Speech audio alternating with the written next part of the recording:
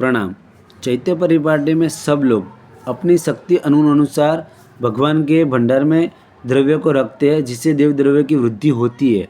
पर हमें अपनी शक्ति का उल्लंघन भी नहीं करना है और शक्ति अनुसार रखना भी है।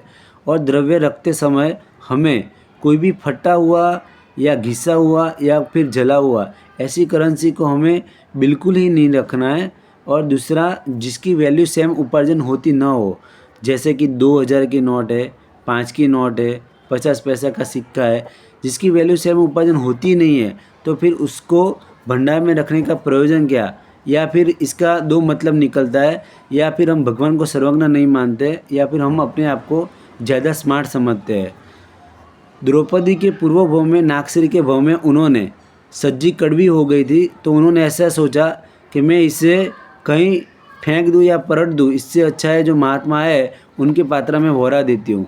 और इसके विपाक में महात्मा तो कालजन्म पाम गए, पर उसको कितने भव में दुर्गति मिली ये आप पढ़ लेना। 63 में उन्होंने कितने तिरंज भव किए, उन्होंने कितने नरक के भव किए।